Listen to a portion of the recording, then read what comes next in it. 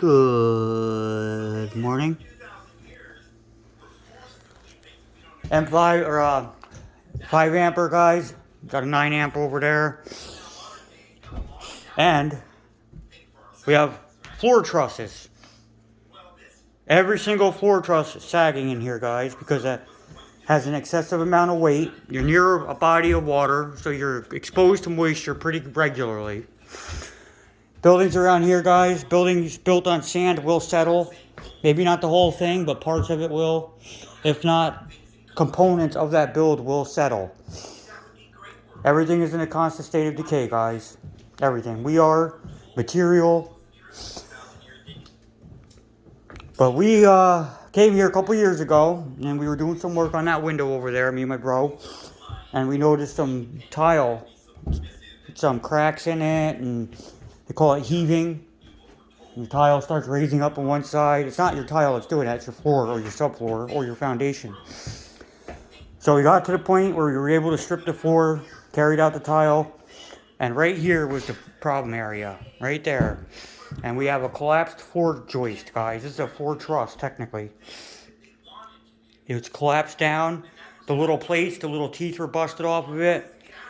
We think it happened during the build, and when they put the slurry for that fireproof material, that's not just thin set that you see under that tile, that's an inch tall. That's by code. In case there's a fire downstairs, these guys have a chance to get out before this entire building is burst into flames. So you have to have an hour burn through time by law. It's double drywall in attic areas, and it just depends on the code. Check local code in your area, guys, when it comes to this stuff. Because you don't want to get in trouble for doing something you're not supposed to do and have to rip it apart. But they want this floor solid, so we went and picked up 2 LVL beams, guys. We paid $150 a piece for them. Would a 2x6 or 2x8 work? Absolutely. Because what we did, we put plywood on the backside to reinforce what was here. We didn't make, 3/4 ply. Waterproof plywood, guys. Weather grade. WeatherTech, technically. And we had to work around fire extinguishing pipe and other lines, cable, electrical lines, conduit, and an AC line. So my brother masterfully cut that out for that. Now remember, the strength of these isn't side to side, it's up and down. If you look at our level, we're dead nuts right there.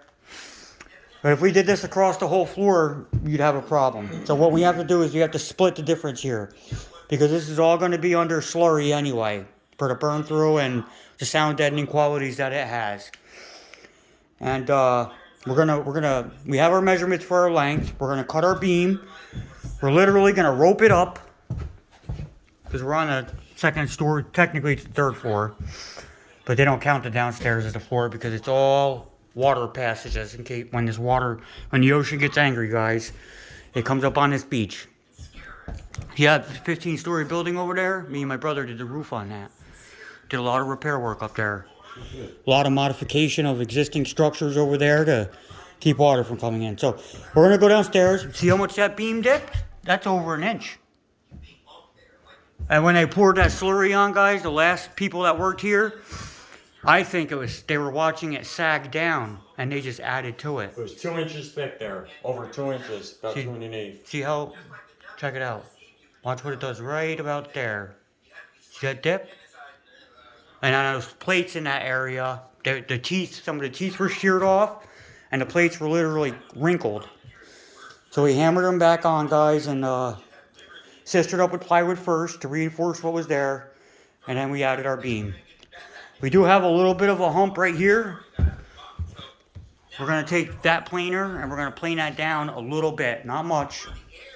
And may not do anything else, maybe a little bite or two there. Yeah. And that's probably it. This is kind of high, but we're not going to mess with that.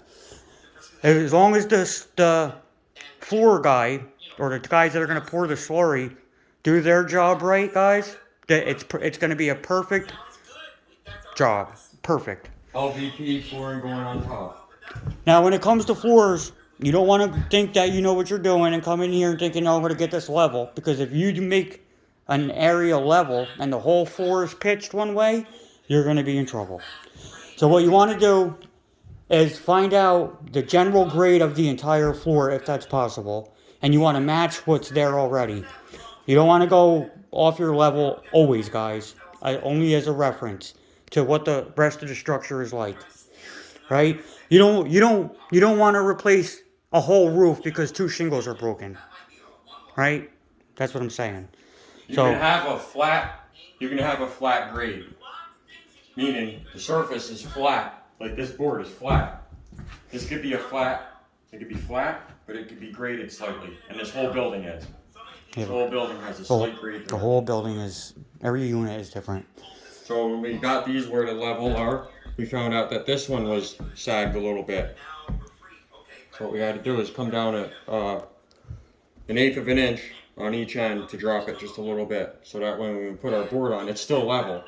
It goes across flat, because this is where it sagged. So this is the problem area. Yep.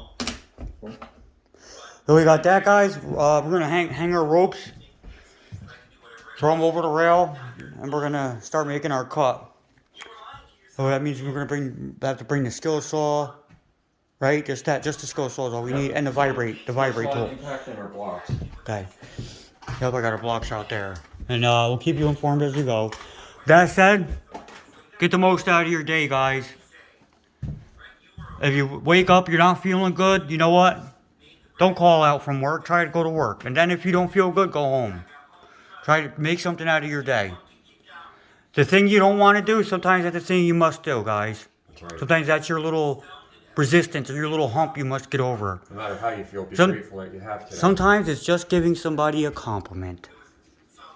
Are you that hardened by the world where it's hard for you to say, hey, Mom, I love you? Or, hey, nice shirt. Or, hey, your hair looks good today. Try doing that, guys. Try being the positivity that you in your heart know you want to see in this world. That's right. It might just change your life. That's right. Talk to you later. Peace.